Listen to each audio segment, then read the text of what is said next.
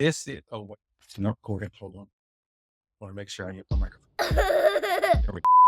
Welcome everybody to another Credit Chats. I am your host, or you have to go slower. Because if you build something on the foundation that's like a cardboard foundation, then you're not going to be able to scale that business. Be almost 300 pounds, almost double what I Wow. am now. And I really took that journey from who I was and really lived the lifestyle. I lived the lifestyle 4 years ago, 5 years ago, and say, wow, you wouldn't even recognize me. Yeah. I was a completely different person then, but I've gotten my hands dirty. I'm not just a person who's Right. read the books and did the classes and took the test, but I went out in the field and I studied, I put my hands in. I'm not just a person who's going to talk about it, but I be about it. Yeah. It wasn't an easy journey. I was not a tea fan. I never cared for vegetables or eating anything healthy. So when I say you can really teach yourself this path, you really can, because I'm a person who now really enjoys all. Mouths don't get fed. So you have to open your mouth if you're going through a hardship or if something's happening,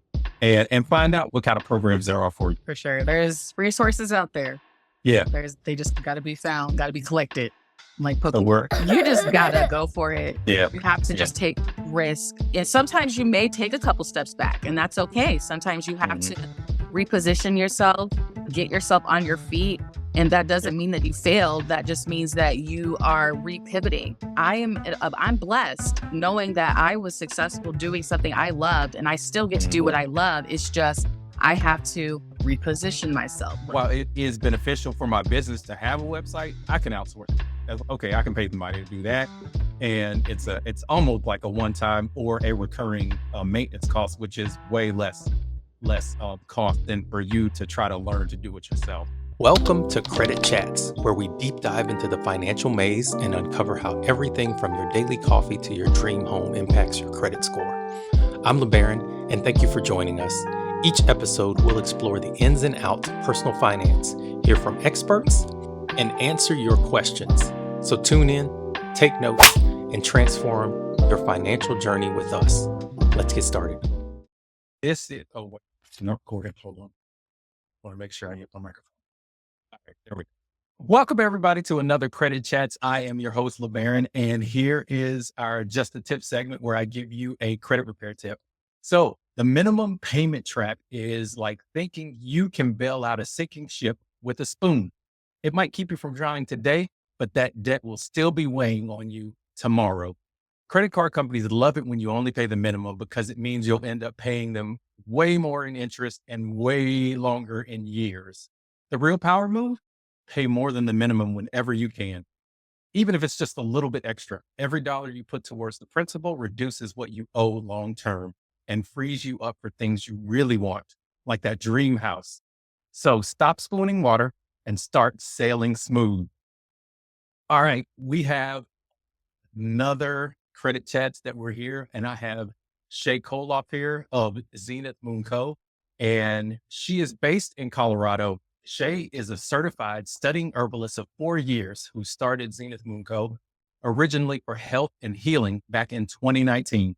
Zenith Moonco was invented in a small kitchen in Northeast Oklahoma, and after many constant battles with health issues and years of failure with Western medicine, through learning herbalism and a deepening path in holistic healing and spirituality, it became the passion to heal others too.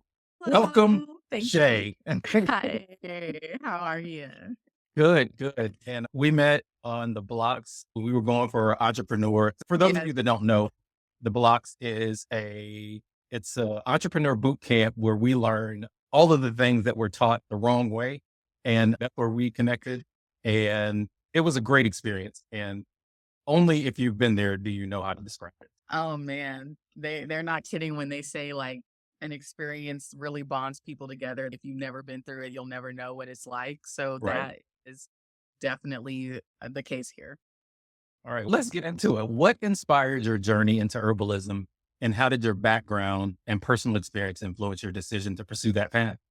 Yeah, I haven't really never fit in a box. I think a lot of us who go through the entrepreneurial path always Right. feel that once we've tried a couple jobs, we're like, man, this is something's missing here. I had really just gotten into the working world. I was still about 20 early in my 20s when I got married and had a baby and was still finding my path in the working world. It was when I was a couple years postpartum and was struggling still with my health after birth because I did Hmm. go through a lot of preeclampsia, high blood pressure, thyroid was out of whack. I was going through it during pregnancy.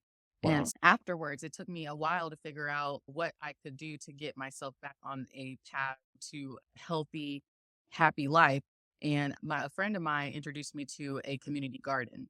I started going there, learning how to plant fruits, vegetables, and it really Hmm. just became a path of life, learning about herbs and how to use those things in daily life. So it really all started there. Once I got my hands dirty, and my hands been dirty ever since. I've just been working with herbs, plants, everything you can name it. I've done landscaping. I've gotten into permaculture designing as well over the years. So I've literally started from the ground and just have tweaked my way into learning how to like herbs. I always Right. say it wasn't an easy journey. I was not a tea fan. I Hmm. never cared for vegetables or anything healthy. So when I say you can really teach yourself this path, you really can because I'm a person who now really enjoys all of those things. And that's the kind of stuff when it comes from the earth. I think that's getting us back to the roots because we've been so far removed from the things like just even planting things. Because like our ancestors and all that stuff, they had to do that to survive. So Absolutely. for us getting back to that is going back to our roots. And even when you talk about grounding and things like that, I know a lot of people only think that you can ground with your feet, but when you're like working with your hands and things like that too, it's the same thing. Like you can still get your grounding by working with your hands in the dirt. And that's one of the tips that I got from Alina, who is also another bloxer. So yeah, I love that. So as a minority in the healing space, did you face any unique challenges or barriers when you started your practice? And how did you overcome it? Yes, actually, I've overcome quite a couple of barriers. One of them being at the time when I started, I was in Oklahoma. This is an area that is not meant to be It's not gentrified with foster. health. It does not Yes, foster us well. it's an environment, as most of us know, in the South, right? Yeah. Our way of living is about enjoyment, is about being happy and drinking and eating not the healthiest foods. Yeah. Yeah. Um, But the you stuff know, that makes us happy. but the things that make you happy, I like to say the worst things always are bad for you. That's the drinking, that's the sugar, that's carbs, all that stuff we love is Stuff really that bad tastes for the best is the worst Yes. for you. Yes. Oh, Dog. But that I'm she just glad she that it's knows not my dog. she knows exactly when I'm recording. So yeah, but just I'm go just ahead. I'm glad it's not my dog. But so I came from that experience where I was starting. There Mhm. wasn't a lot of people who were into that way of life.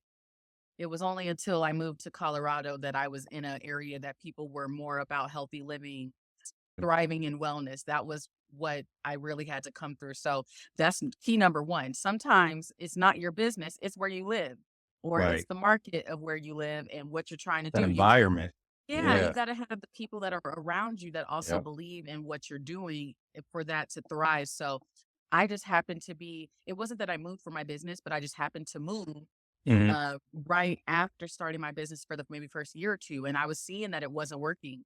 And I said, Right. okay, let me pivot. I'm going to take a pause.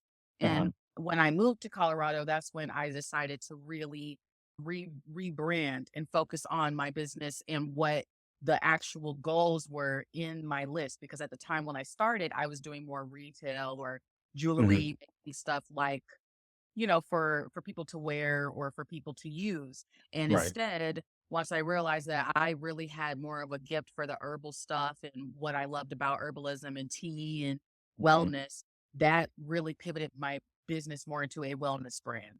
And Okay. that worked better for where I live now. So that made it easier for the Colorado market, not to Awesome. mention being a person of color, right? Yeah.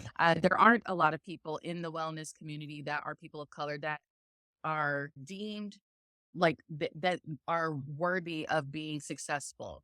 You don't Okay. have a lot of high people of color in the community that are being Yeah. regarded as such. You only see people like Rosemary Gladstar Yeah. or people that are in those fields that are really being revered for what they do, but Black people are not. so it's one of those things where I'm trying to break through that barrier. I see Mhm. a lot of people of color who are looking for people like me.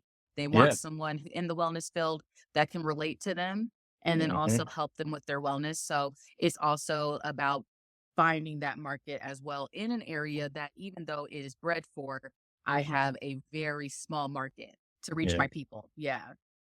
And maybe locally you have a small market, but there's an infinite market when it comes to being online and things like that. But yeah, going back to the environment statement, as you said, I know for us being in the space of the blocks where everybody was an entrepreneur, everybody was either a solopreneur or they had only one other founder or things like that. Like we thrive in those kind of situations because there are things that we don't have to explain. And there is also nuggets that there's no well, there's very little, I would say no, but there's very little gatekeeping when it comes to places like that. So just like you were saying, that environment is really where you thrive because gatekeeping is where you get stopped and you get discouraged. And I understand that there are people that can come that kind of thing, but it's way Yes. easier when everybody's rowing the same way and you don't have anybody rowing against you.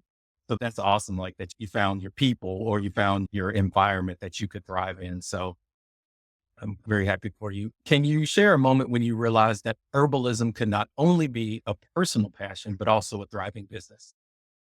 Actually, that is really the basis of my business as it stands. I Mhm. tell a lot of people, they say, how did you choose what to make? Or what was the driving factor behind a product Right. that you would produce?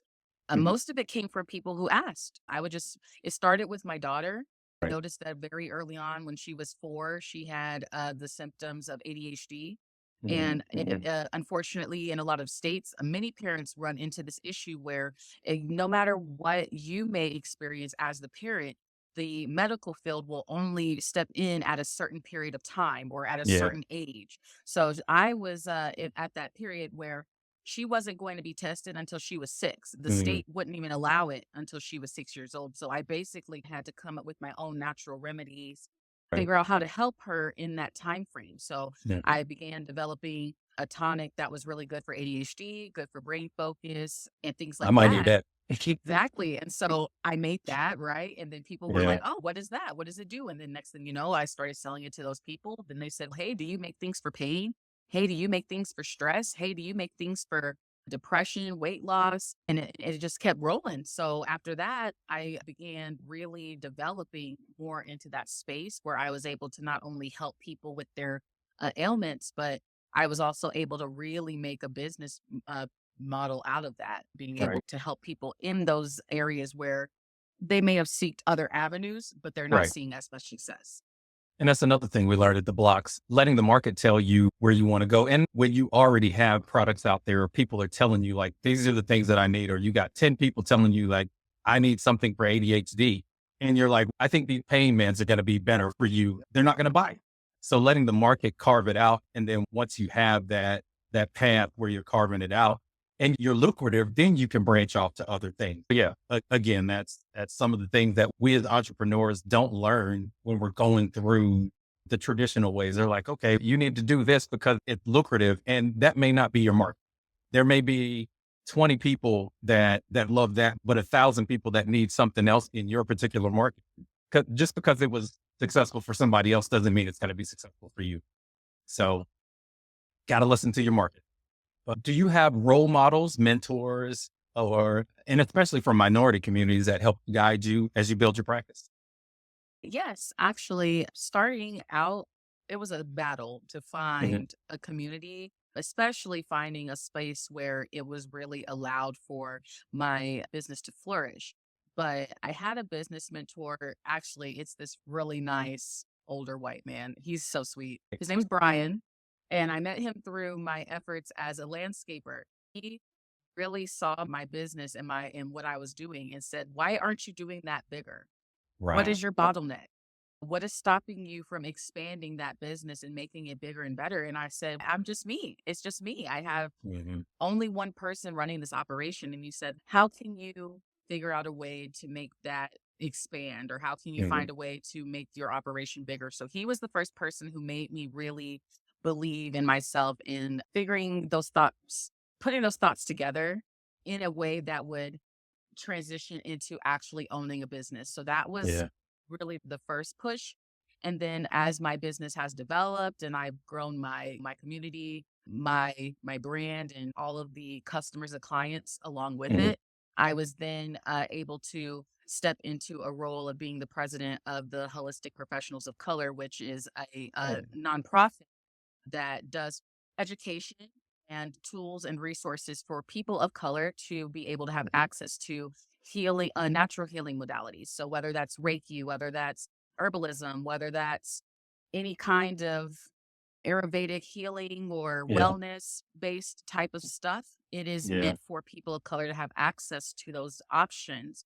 So I love that being a part of that nonprofit is allowing me to bring that to this area, Yeah. because that's a big part of what they do. They allow for the chapter presidents to open up their own chapters in their cities and Okay. then be able to pull on those resources and bring all of those beautiful, amazing opportunities to that community. So Yeah. I'm super thankful for being involved with that. And our founder is amazing and is a big pivotal part of really where my business is going now, the Mhm. growth and the goals that I have to really reach our people in the community that are looking for wellness options. Yeah, I love that. Is there a website for that? Is it HPOC?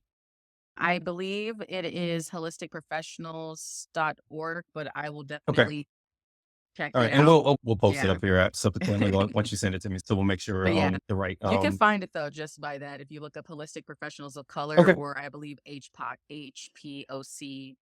Yep. All Yes. right. Cool. Yeah, I love that. It's just being in the space of nonprofits and being able to help people without really asking for any kind of monetary benefit. That's where you get back to giving back to the community.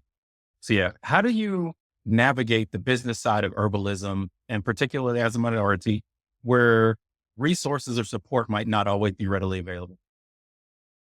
That one's a huge one, actually. I've brought this one up a lot, especially in the funding world, how Mhm. there aren't a lot of options for alternative business markets. Most funding is geared towards tech or geared towards traditional business. So when Right. you're stepping into a field that's a little bit more lax on the constructs, it can be a lot more challenging to find those options out there.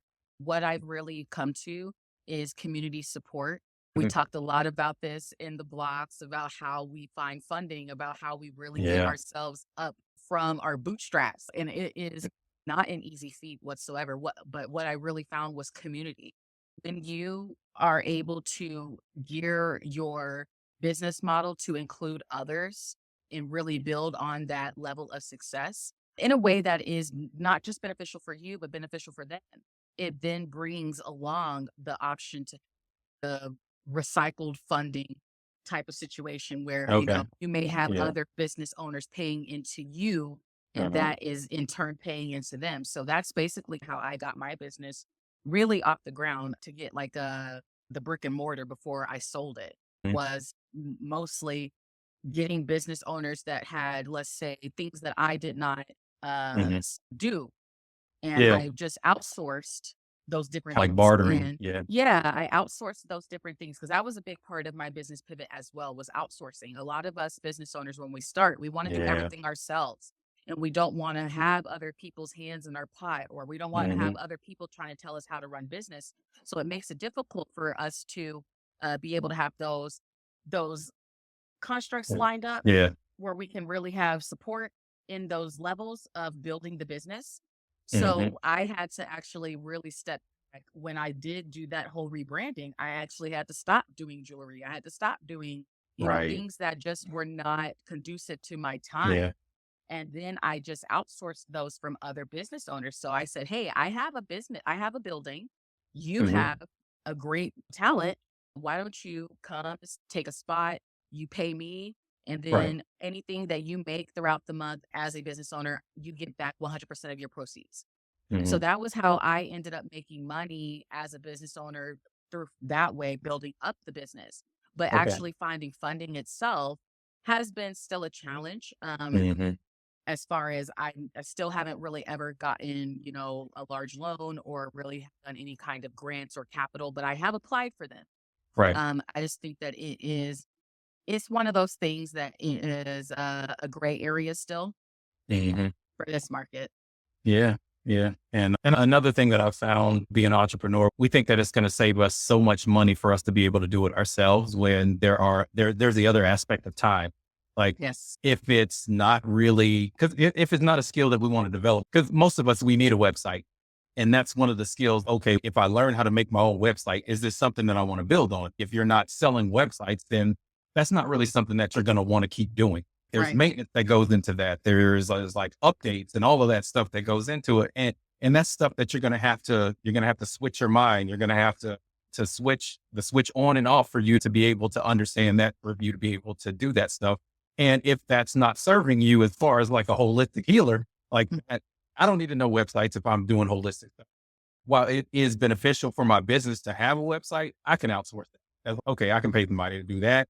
And it's almost like a one time or a recurring maintenance cost, which is way less cost than for you to try to learn to do it yourself.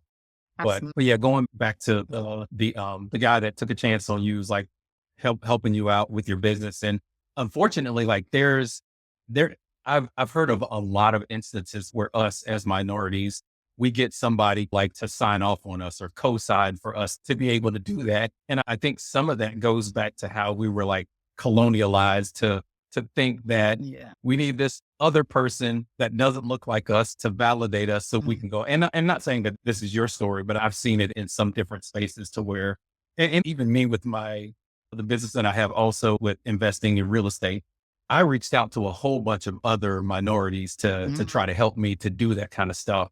And it wasn't until I reached out to somebody who didn't look like us, that had a lot of the assets and things like that. They were like, yeah, no problem. I'll help you doing this and I'll show you what I did. And they didn't ask for anything. So it's just, I hear so many stories when it comes to things like that. And it's unfortunate, but at the same time, we have to get to a place to where we can do that for somebody else. And we can't forget how we wanted somebody just like us to help us out or give us a hand up. For sure. So, what strategies have you used to build credibility and trust as a minority in the health and wellness industry, and especially when competing against more established and mainstream brands? Oof, that's a good one. That's a good one. I honestly, like you said, listening to your audience, your Mhm. customers, your clients, and what they're looking for. I saw starting out a big part of the holistic community Mhm. was surrounded by products that were made with alcohol basis Mm. or Yeah. potentially things that could counteract with people taking, let's say, other medications, or maybe Mhm. they are experiencing sensitivity to alcohol or whatever the case may be, then maybe their children, their pets. So that was a really big part of what my brand wanted to focus on, Mhm. was a product across the board that Mhm. would be able to be taken by all people, no matter who they are. So Right. I've done a lot of work in my field to make a lot of my products alcohol free Mm. so that they're able to be really widespan across all people. But not just that, the credibility comes in from just sharing education, just sharing my journey, because a lot of people, you may have not known this about me, but I used to be almost 300 pounds, almost double what I am Wow. now. And I really took that journey from who I was and really lived the lifestyle. I lived the lifestyle. So being that I am a person who you can look back 4 years ago, 5 years ago and say, wow, you wouldn't even recognize me. Yeah. Yeah. I was a completely different person then. And so the credibility comes in because people see I've done the work. Mhm. Not only have I done the work, but I've gotten my hands dirty. I'm not just a person who's Right. read the books and did the classes and took the tests, but I Mhm. went out in the field and I've studied, I put my hands in, I've grown things. Right. I've taken things off the bush out in the wild. And I Mhm. really put myself in this place where Yeah. I'm not just a person who's gonna talk about it, but I be about it. And Yeah. I've done every level of foraging and studying and classes and courses and all of these things that not only I need it for myself to feel educated, but for Right. my customers and my clients to know that this is my lifestyle. So the credibility comes in just from sharing and showing people who I am as the person behind my brand. And then my products just speak for themselves. Right. Just going through your Facebook, Instagram, things like that. I don't see, I mean, and I know there might be some psychological things or whatever it is for why you might not do this, but like the side by side comparison, like people that see the before and after picture, they're like, how did you do that? That would give you definite instant credibility. And I don't know if you want to really hone in on that kind of thing and doing the side by side saying, this is where I started and this is where I'm at now. But that could definitely give you a lot of credibility when it comes to the people that glare into your life with just a little bit of lens that they have. Cause Yes. they don't really care about the whole story. They're just like, oh, they want the shock. The thing with that is, and I have done a little bit of that before and Mhm. after. I do a lot of that actually on my personal Facebook as a test. I do it here and Gotcha. there. I actually did one a couple days ago. And here's the thing. I get so much feedback. So much, oh my gosh, you look amazing. Oh my gosh, it's incredible what you've done, blah, blah, blah, blah, blah. And I do get people who ask how I do it. But here's the problem. Are people willing to be committed? Yeah. They wanna know what I did, but they don't wanna put the time, they don't wanna put the Right. work in. They don't wanna hear that I had to stop doing XYZ. They don't wanna Yeah. hear that I go to the gym 3 days a week. They don't wanna hear Yeah. that. They don't wanna hear They the want the work. quick fix. Yeah, they want Yeah. the quick fix. I do generally love that idea as far as I've done it a couple times. I sprinkle them here and there, but Hmm. my main goal is I get a lot of people that come to me just for my education. Right. As you saw on my social medias, I do share a lot of educational Hmm. value about herbs and how to use them, and that's what really brings people in because a lot of people don't know the background of the herbal world and how to use herbs or how to blend Hmm. tea or what they do or what the product quality is Right. and how they can benefit from it. So I do a lot of that, which really helps not only educate my clients, but really helps them when they come to me with their requests. So that's been a Right. big part of my credibility building as well too. Yeah, yeah. And just knowing from the credit repair space, I think if you couple that with here's the program or here's my program, then they're gonna, Mhm. and I like even though it's psychologically, it might be to a place where you're looking to help them ultimately. We know that people are gonna buy this thing and look for a quick fix and then never do it. So if you couple it with something that they can Mhm. do, even though you're aiming to help them, like that's a one-time thing. Okay, $17. They're like, okay, $17, pay $17 to have a program that's gonna take me from 300 pounds to 180 or whatever it is. And that way it'll be some kind of CTA when it goes with that call to action when it happens. So I like maybe that. that Yeah, I like so that. I yeah, haven't done or that ebook. yet. But that ebook thing is a way for you to get paid while you're sleeping too. And this is like a parallel to my situation here. But this question is walk me through what happened when you were on your 9 to 5 and then you decided I'm going all in with holistic. Oh, that happened mainly when I moved to Colorado. I Okay. had to take the leap. At the time when I moved here, I was married. And so my ex husband at the time, he got a job here, and I just Hmm. really was able to take some time to lean on him. However, once I really got here, I decided that it was all or nothing. I didn't want to have to look for a job or have to worry Right. about all those extra parts of how my personal life was going to be handled as well because we moved out here. I had my daughter and we didn't have family or friends. So I Hmm. really had to be available to be a parent for her.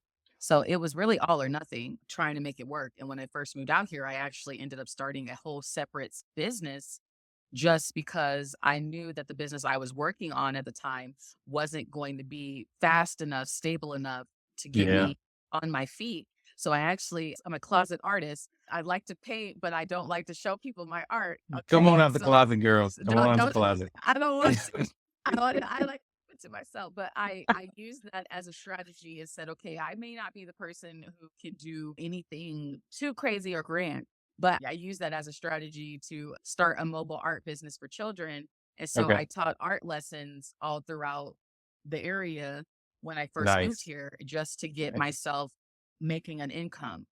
But Right. the Right. switch from the 9 to 5 was really out of necessity, it felt like a push. It was like I didn't have Mhm. any other choice. I had to.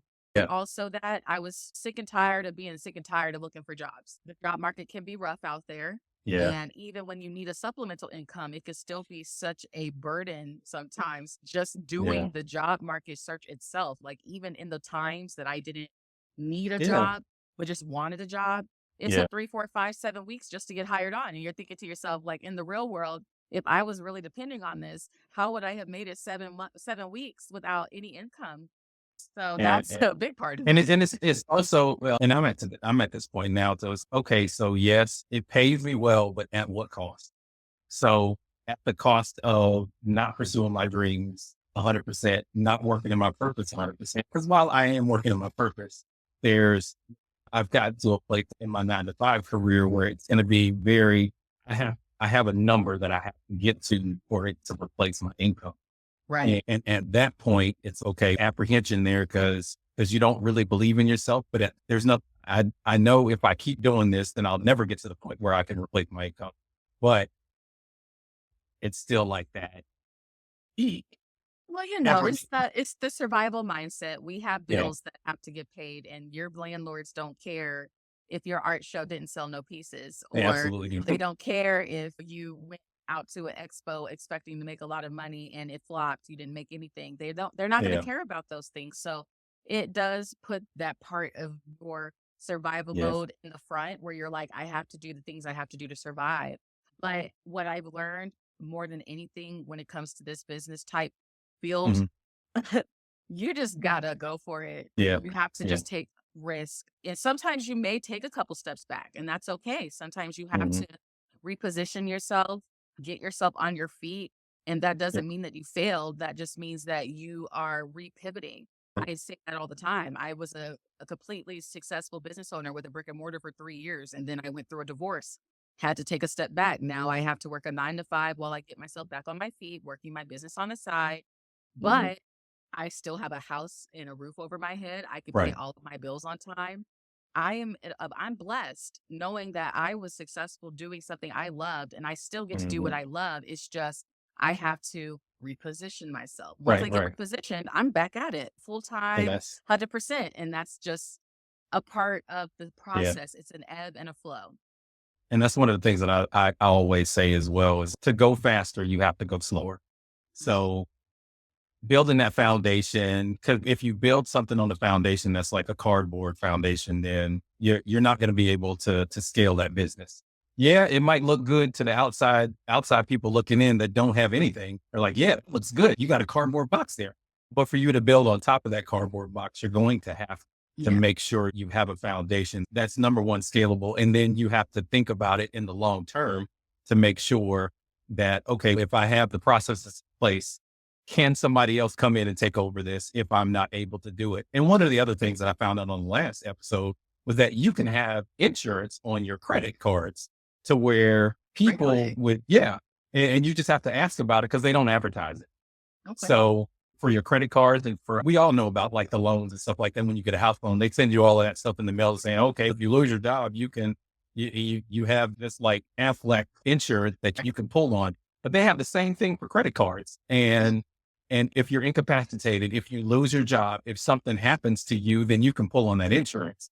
But a lot of people just don't know about it, number one, and they're embarrassed. So they don't open their mouth and ask about like stuff, programs that you can get into that can help you. And being in the hurricane belt down here, we know about a lot more programs that happen within our circle that people can reach out for. But yeah, just opening your mouth and asking, because sometimes they can even put your payment at the end of your loan so that you're Right. not showing up as a late payment or anything like that. But the main thing is closed mouths don't get fed. So you have to open your mouth if you're going through a hardship or if something's happening and find out what kind of programs there are for you.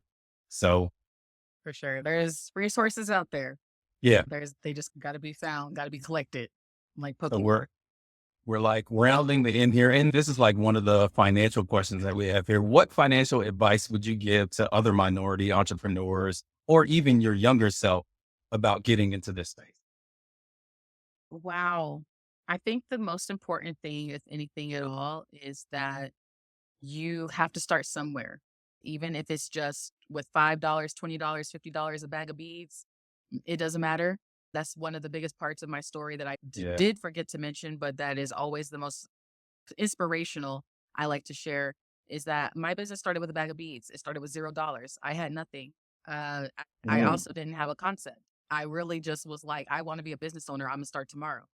And that's what I did, even though I had no clue where it was going to go. And 5 years later down the line, I'm able to say, yeah, my business is growing to making every year I get 10,000 more. I get 10,000 more. And that's just, it just builds and builds. That is the most important thing, is to believe in yourself, believe in your vision, and don't feel like you have to be completely set up or completely funded Polished. or yes, everything has to be in place before you can start. There's just really no such thing. You really have to just take the steps, even if those steps are uneven or if they're cracked or one Yeah. is missing. You just got to keep going. Yeah. Yeah. And I know you have a storefront, but walk us through what your storefront looks like. I can put it, I can put Yeah. your website up and stuff like that, but walk us through what's in your store. Cause I know you have other business owners that are there as well. So give us some insight to what your store looks like and what all is in there. I actually no longer am really the owner of this space, Okay. but I do exist there. I know we've had a previous interview you had with Miriam, Yeah. my beautiful friend, who is the sister company, the Broom Circle, which is the Right. store.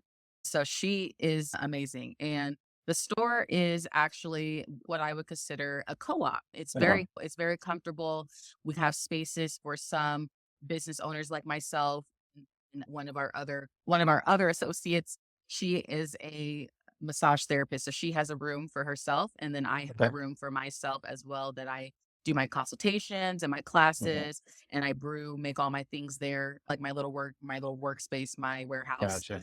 And then the store itself is really just a beautiful combination of many different artists and small business owners from the area. So when you walk in, you're Right. just in this really nice, inviting, open Yeah. room that has the walls lined with beautiful shelves that have Yeah. everything you could think of: body care, jewelry, wind chimes, hats, soaps and lotions, and tea blends. We have a wall of herbs that you can choose different loose herbs to take home.